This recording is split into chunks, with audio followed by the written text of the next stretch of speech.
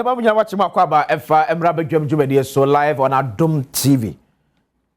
Onya bin so ahwe on DSTV channel 180 South na Multi TV. Big Boss no say live and so yes to me on our social media platforms so kwa benye bin so ahwe and so on. Ja comment efa bra WhatsApp number is 0531 029795 0531 029795 here for Odin baby at the free bar. Eka ho efa emayem we papers no bro so Daily Democracy and pay ebo amanese NPP wrote at Cocoa Board part 1. Okay, the abuse, deceit, chop and data manipulation. Wow. Mahama inaugurates presidential advisory group to drive recovery and long-term growth. GRA clarifies new VAT regime, assures public of no price hikes. Hope for cocoa farmers as government outlines reforms today. Last Minister woos investors at mining in Daba. The Daily Democrat, the Wakata, no.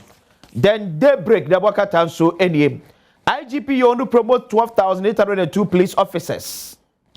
NIB reversed to BNI. Oh, sir.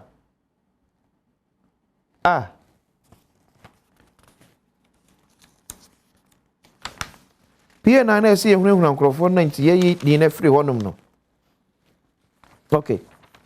The National Intelligence Bureau has reverted to its former name, the Bureau of National Investigations, following the introduction of the Security and Intelligence Agencies Bill 2025, a proposed legislation aimed at restructuring Ghana's national security architecture. The change marks a return to the pre-2020 identity of Ghana's premier domestic intelligence agency, which was renamed NIB under the Security and Intelligence Agencies Act 2020, Act 1030. Hey, sir. Hey. I'll work relentlessly for NPP victory. Dr. Mahmoud Bawumia and I can say Daybreak, the Bokata, so no.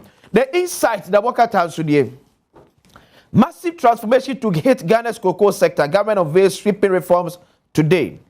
Elected U.S. officials, artists, and organizers denounce Trump's tactics of starvation against Cuba. Insight is.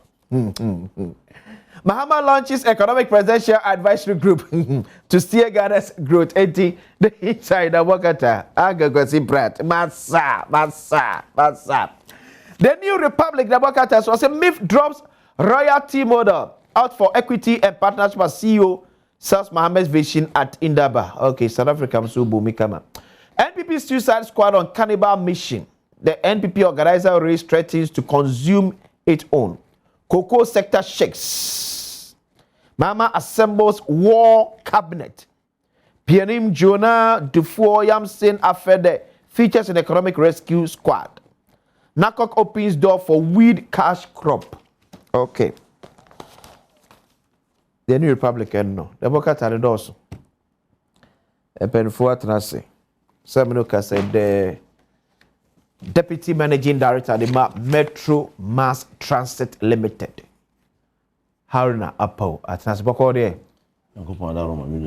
Mihu had much, but Mihu che. So Mihu ha ache. And so food also. Sampa, a former mayor of Kumasi, incoming national vice chairman of the New Patriotic Party. Mayor Boko there. Adom Empire. Kumasi sheye. Adom, nobody and never be NC. How what do you Kumasi sir? Sabah for peka. And for the beer, especially rush hours. Okay, that's 4 p.m. or no pa. Okay, no pa. And okay. Pa no. Na the quiet thing. Tell my mother as mayor no. You be a bass. You dedicated some of a lolo basses. Okay. And found to a coin be so. Rush now, hour. I have a problem with Ghana for your attitude. Okay. One who high capacity basin say a nuisance. They don't patronize. Like I said, funny paper brain. I want say a check coin so. A big chance and I am. But who be siwa? A bit me a funny paper 60. Okay. Bibia trot bear do na bear no. Yeah. A befa baku bit me a fa. Okay. So I'm beka say and no na ye if you know about your starting project be near World Bank. Yeah, near BRT bus. Okay. Rapid transit no. Be I know na you call kata koye electric buses maybe den ho ka. Okay. So project no ba the corridor from Buakwa straight to Kumasi to Ejuso no. To obey infrastructure no expansion and all that na the buses and I hope say because ye na if you Kumasi traffic ni pa ya na gina lane be so. Say no dey a pity. Okay. Say what for the you free mu yi ta force so am e ho ni say yeah no dey but say ba bia aye din pa aye sofo line. Okay. Ufi krom ebesia kono trotro for no barracks junction no so ho wo mo ye nema bia enhyeda nye say ekwan ni so on say dualize o kama but say don be say gina picking pano on say traffic so is that 10 seconds na diba Nepal ya kaba ku pe gina for 10 seconds without cost pe e ho be build e ho e bo no nan e kono a wonya ba bi mfa Abepo junction and na so for say you cry da ye kakra Amraga junction ho no okay aye kakra enna ofa Georgia hotel bana e ho nso no issues e wo ho pa nti well here kakra bi say extend okay let me expansion of the road networks na the mangrove ase the usage of high capacity buses I believe say they better resolve some of these issues. Deputy Managing Director of Metro Mass sa rush hour ye ba manfo eto santene bebre na no mame abro bi joy ye ne di nkumo se obetena em so tetegu o concession 8 as of 5 minutes to 11 na onyaka so far dia na muso matimi aye to bring this tension. But Haruna ba oni ma dia ba kon SFA. Okay. To be about trotro especially. Na eye wo mo from wa for no. Okay. As one station. That is some emranwa me so bi anya de ope. Nti ukwa wo mo ye your friend is saying organized unions no. Wo mo dom di mran so pa. Okay.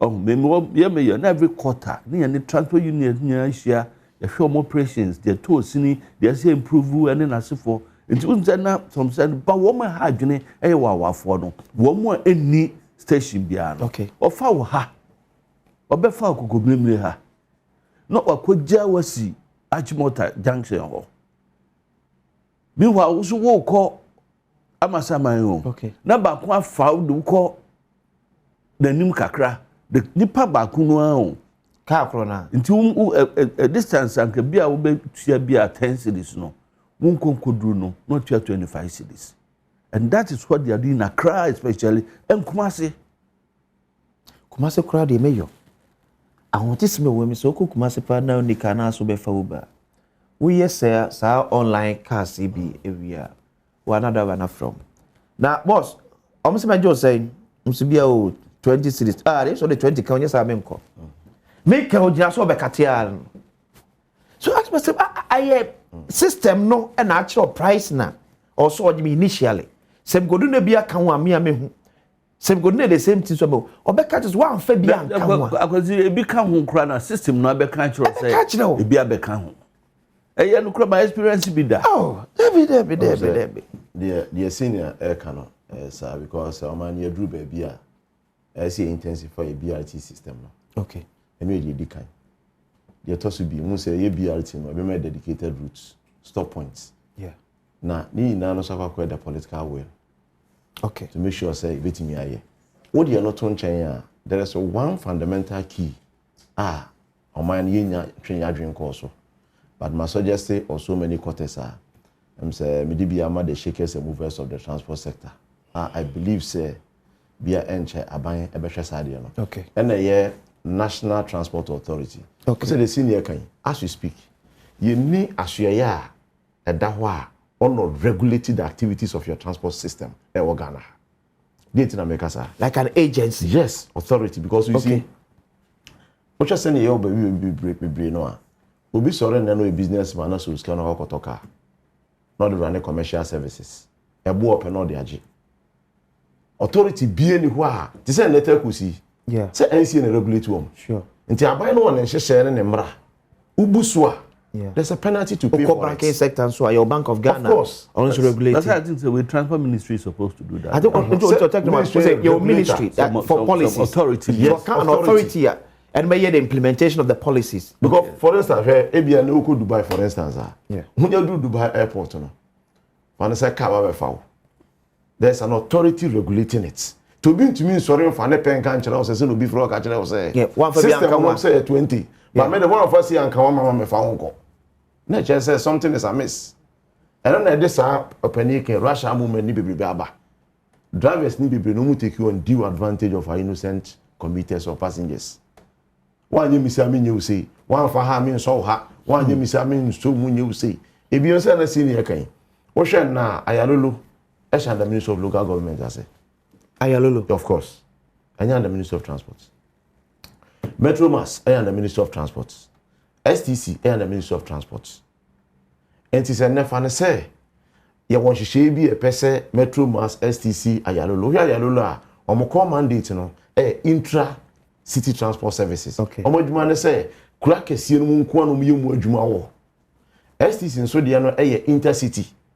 But Metro Mass and Kwan, the only company in Ghana, inter and intra. Okay. To show more by extension, Metro Mass powers, and ye track a crack. Ediama Ayalulu, Nedibiama STC. Okay. This year, one say authority can see all. And Ayalulu, Metro Mass, when you need na Shambella Bakwasi. We a transport operator. That's what person going to transport business. There is a regulator or regulatory activities. And never know because what me cars be or wow.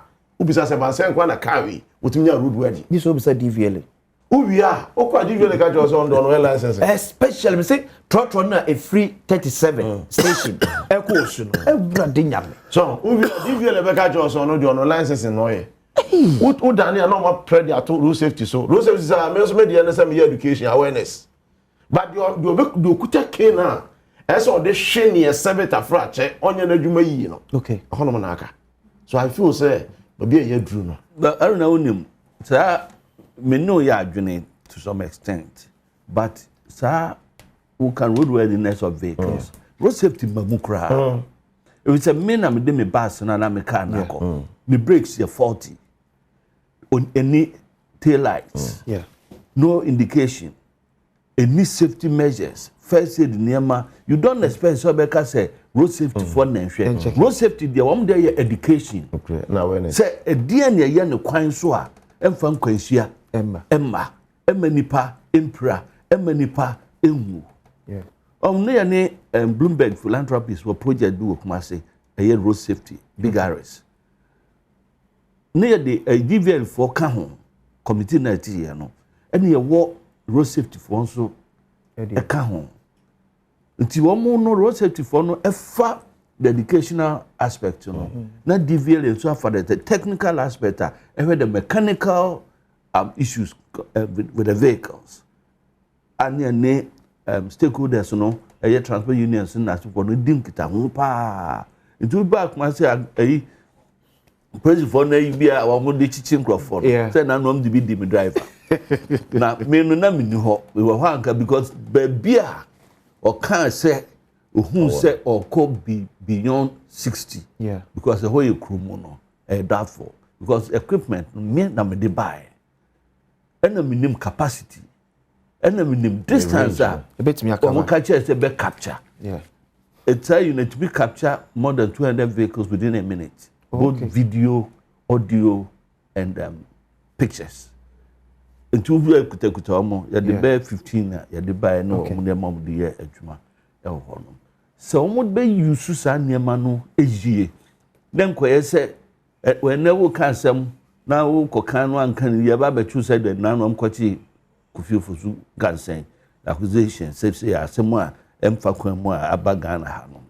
Eno one kind of but some de yo madme na de tete no enkoso sa me gidi senka betimi a regulate some of the incidents ye nya no okay e kwan so na said the driver no so eje no uti ase ayalola no can say eye part and disassemblies no especially major cities no ye de beboa internal wo kwa brochira Omo ehonom so US ni UK let me use and Germany I say any Dortmund me no mo koye sister bi omo dia the cities have autonomy. US for instance we call Dallas the city of Dallas or no na gene tax or gene bibia aban the federal e de be boa no e say be a major highways no mo be and a major projects no but say intercity roads schools, transport, everything, no, until they have absolute control over BBR. And this decentralization, devolution, no, a new form who ye complete autonomy as assemblies, no. Omunya na mende we kan no, ma me fan to anim. Na ka kire wadamfo no. Ewura to forcing. Ye to abawie ya ye pam me as mayor 7th March na afi ene bosome miansa me end of service benefit e mia misika na me kan so no me nka ma me nko me kan ma former MMDCs na up to date capre emai hwe ye nua ba ko 2 weeks ago ne kosie no oh former MC yeah awuna ho ba ko osirem echina memenda ne bese ne yire o pesika kura koye seju wanti onye enti ebesre ato eni yewura mahama ena mi amadamfo Ahmed so nti Ahmed no de Alex yeah wo mumwa ye se we say enye manso ya twen ya kan ya sra 1 year dia no dem one year say 1 year quarter year eh the nurse for ya makatwa ka be 10-11 months mu dia mi I as a teacher for the nurses young for marriage eti up quick let me come eti dia na so far metromas matimi aye amasa Christ a ye hu na me be washa say ebedia dan so far na card ya na say confirm kakra okay as you can attest to ni na say send you di kan your buses ni bi wa omuruti from other parts of Ghana eba enkran no for instance send me panic kan Russia movement in the time no yeah before work and at the close of work yeah now babiana ano den pa at the close of work okay at the close of work there say buses na fi achichiri nyina route bank line no on be do nkran early afternoon na ni assessor driver because driver no don buy wabre yeah na say ma a different driver na sa bus on be do nkran ni a reroute on e won nkran originally they are not supposed to be routing in Accra ebi afanso fi Kumasi na ba Accra wa to Accra boga to Accra sunyai to Accra who to Accra because we na be do nkran no be park where Kaneshi no Kaneshi e bus new management no hye bi wo kwa e ka no e pre-check and sana bus ne be san come back to the original destination no e say pre-check rest minor for to be on one o me yansa the same moment no money reroute sa buses no ayi mo adwuma in addition to this no on say EV bus 10 no e ba be to ye no so no ye route mu nyina je no fa La Paz Tema Kaneshi to Tema Kaneshi Kaswa from Oyarefa Madina Adenta Okponglu all that enclave so to Tema to inside Accra you route these buses na you yes and no panel so the area they say buses are fan say we two on Kran ha e bia early afternoon akọ other parts of the country no ni route o ma him na che no normal for mo assessor depend on akwa but Mpensenpensemu Mahama and so abo and it must be stated on record. Was the last make actually was say your expertise Isuzu buses no. Tina no other na ekwe final inspection. I'm say measure videos ni bi Nyankopon ya Adom send the timelines na dey ama no. We gidi say empa ho. By second week of March, the Nyankopon ya Adom na first set of 100 buses no from Isuzu company we be do. To Mpensenpensemu Beji on behalf of Ghanaians and as a Ghana for na 100 buses no over na metro mass for utilization in operations. Okay. For Isuzu company near 300 buses. So by mid-March 100, then June, July another 100. Now September last 100. Okay. So Isuzu there. So I believe say Mpensenpensemu show they are sharing to route to metro mass. A few in fact now agenda near from last year 2025 to 2026. Show Mpensenpensemu show they are sharing. But GDA say no case of 1,000 buses for this year no. I'm sure say Nyankopon ya Adom by October November no we should be speaking about bare 1,000 buses for the company. Okay, me that's they will boom kunta. Was it ended September 100? Like 300. 300. Now someone can in answer. By the way, you buses near the buy. 900. Yes. They all die. 10 buy 19 what's my course. Okay, my mention room. Someone cancel contract. Obian cancel contract. It's not true. No, to hold on, to more catch the Ghana for, led by then your candidate Baumia, former vice president, say, 100 buses. It's on record, you can show it. 100 buses, no, AEV. You're Baumia no Kubiano. Sam Robert Kaya, Omokoye lunch, no, a year 21st November. Now, cover just about 2 weeks near to Aba. You buy a question and credit and you say, someone to you for 100. You only paid for 10 buses. And in fact, within the contract, reason to contract near still, no. That's one could pursue no one ten a kind. What the other way, the EV bus now will display. Can you just imagine, say, EV bus now, what they buy a crown? Then they're fit for purpose. One, no, I'm coming. Hold on. I'm into technical, I'm into one cat how we see 1 or 2 buses. Of course, that's what I'm not free for purpose. You're using the buses and come and sit there and tell me, so my mama reasons, no. Buses now, 1 year, 3 months, you always want to go and put his head. I did starting the camera. Oh, yeah, Munyasa. What's that? Listen, buses are more buy, you know. Must say on paper, no. What charge a bus no fully? As a bus no cover 250 kilometers. Now, what charge from Accra to Kumasi? No? Yes. But now, what charge a bus no? Full charge, no. The bus can only do 160 kilometers. Go and find out. Hold on. Now they're saying. Now you're there. Why? Then go up the manufacturers. What's it? Find a specification about. And then what? I manufacture. No, here bus. And what? Now, here bus. Okay, bus won't consider sabotage. What are you now pay? If you charge a bus and use it for 160 kilometers. Hold on. It's not better than fueling a bus. Hold on, diesel. Senior, hold on, Who say we are procurement and what's up? Can you just imagine, say, bus and go charging bill no so. It takes 4 hours to complete 1 bus and never be an immediate. So I buy yesterday we more them and you try standards authority. So Bruni no mo dey adwuma ne man no. On subject to standards authority and check it charging bill in rese. Na ho dey say because any dey aba in 30 minutes na charge we. That's a charging bill no cry back. Na bus ba ku be take 4 hours. How many hours the media say we charge 10 buses no? Bus Ben are there by charging 30. Hold on. What's it? Bus Ben are there by charging 30. And then also connection as we speak.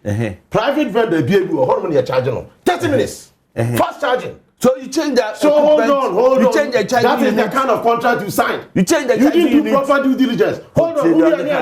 What's say in the contract? Sign number hold on. Who here what's say? In the contract, what's the idea you? Almost somebody want to charging point across the whole Ghana, 9 charging spots. From the 9 charging spots, no, Obroni no mo dia dwuma ne man no, oba be isu Ghana my asase. And I'm say mo document mo. Say every point be oba charging bill no, Accra and Kwano so be charging points 3 for the takeoff of SAP project no. I'm friend project, AEV bus project. Unim say Obroni no. At the close of December 2024, or only 1 charging spot. And then Adenta, King Wanye, Kanesh Wanye, the remaining 9 in Wanye. Could you believe, say, in your contract, must say 1 month to the sign of the contract, there's about 2.4 million Ghana cedi metro mass. Can you just imagine, say, today to Bunde Churches Cano? And I'm anything. What's the end? And why anything? Then I'm catching a million. And why anything? Hold on. Project, you know. I know that project. A question will be said. Ongoing project. I know that's supply additional maintenance. May charging points do a net. What's what I think? That's what he said. That's what it's in the contract. I mean, I'm not the contract. You not have very good relationship with Metro and with Minister of Transport. You've not own kind of documents. Let me see if you buy own kind of documents, please. One call that arrangement for KMA. I was part of your call Qatar. And for Qatarian Transport Ministry could be who come and sign on my standing to the next phase. I know everything about it. Don't come and sit there and lie and do. I'm not saying from Qatar. How does it relate to I'm not saying so. But it's part of the process. We started something this bus came from China. Of course, and it has nothing to do with What do you mean? We see the concept that you basing system no. So we started somewhere from a different wavelength. I'm not talking for different wavelength. Let's specific. As someone you can say this EV bus. Now we say ninety akano. What cancel contract? So as it stands now, ninety no is still in the books of government. But you see Obroni no, only sa correction when you nara. But what I say, and now me no can say. No, on your correction. And now me no can say. Last week, can you just imagine the bus is in the route here? No, the route be free. Adenta open glue route no. EV buses. But I move from Adenta open glue route no. We do a average runabout. I think in a case of 4 of those buses, but also a route from La Paz to Tema. In fact, bus no be who say or kwa na bus nejina. But don't show we're running out of power.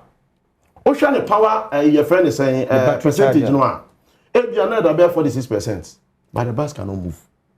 You will me no can say I understand come on air. Your friend the panel service provider. Okay. And yes, look. Let's all check it. Bus no. The charging sport no. Because 46%. Let's say do not generate me could be more what is wrong. I'm planning the panel about no can just no correct. That's why we have almost a bus the charging your friend is sport no. Because as we speak, yeah the bus is by just about 2024. What's your warranty? Warranty, you say? No, I think about 5 years or more. Okay. We should not be experiencing some of these things. And nothing about Mpensenpensemu Mahama say, Metro Mass will no longer be used as a dumping spot. Say, you best sorry, no be a Sebiota frache. Ever from Metro Mass, so made them call pedia minqua medinti. Basi be a Sebiota frache, and meeting the Bruni say, your weather and environmental condition, it will be good Metro Mass. Some of us are the Ubas 99. Ebeku yeso na better than albatross on the neck of the company. Marco said that Ubas 99 spare parts in count, boot and not in count, spine and count. And now per home spare parts buses now park will be not going with the Ubases. You are in Kumasi, go to a report junction. Buses now can open spare. Some will not know by yard more. Buses now park no be spare parts. I say vendor now for prep China. You trade it be the a time when this it is a 90 na akano. Oh, of course. And now look, I say, in fact, let me state on record, the Minister for Air Transport, Miami boss, and I'm the lawyer Kali Caesar, to one and more money at force. In fact, the contract is still sitting in the books of government of Ghana. Okay. But yeah, technical reasons are yes, stating yeah, say, Sanya man know how we challenge number 2. Yeah, something in there into the 90 bar, and the mass also the 90 bar. Would 90 bar, Kumasi as we speak. Would go Kumasi? If infrastructure no, as a country, yet me build and St. Building. Yedibi. What did we call? This is a project. One can what say in the documentation crano, what my title no the project. Yes. Some project no a year idea a progressive as you move ahead. One the bus is never. You understand it to Kumasi. I understand it Kumasi is because one build the charging points and other facilities are a bema year Jumano. Until as you operate along, no, then you start building those things. The charging point. We are now because what NDC for and one who said the bread. What charging sports? Oh, do you buy the buses before you think of EV? That's only me. Please. Who build the EV infrastructure? No, as not the bus. Bus is not buying. No, the first pilot was Accra. Man can say pilot in Pacho in your document in your contract. Meba, you cannot bring buses say because a woman can pilot to cry. You come here. That's why they brought 10 for operational purposes. It be anyone who say force. Musate Adom TV. I don't think say move roll out now without any technical challenge.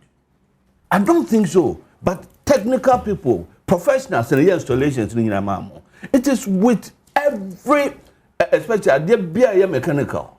It is with that. But almost at it, one to Mbeba Kumasi, until one build the points in India, then they extend it to Kumasi, they extend it to Takrady and the rest. Sanya no, two. And this form behavior, imagine. Let's not contract. One behave said there, 1 year Srabofu. And this way, no, and this you.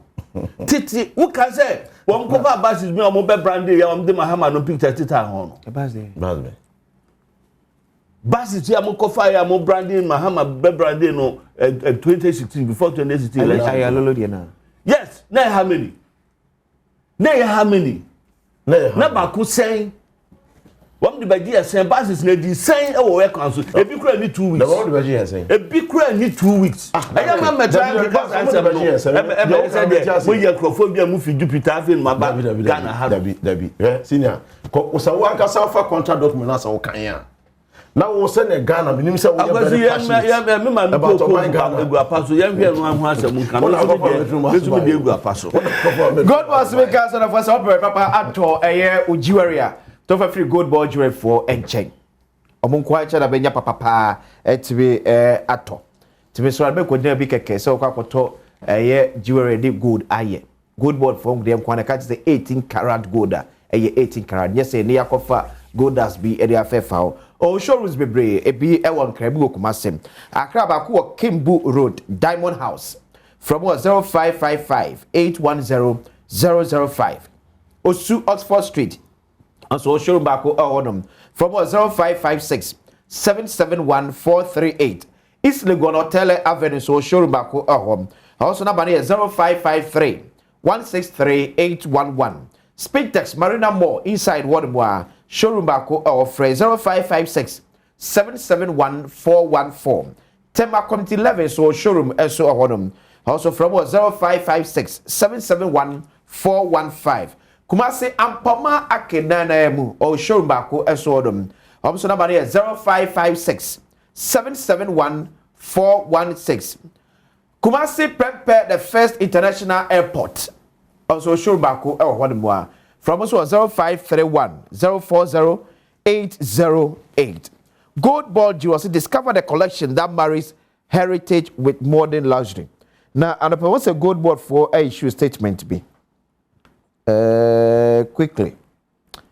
My son, my charming home, Abbas is here.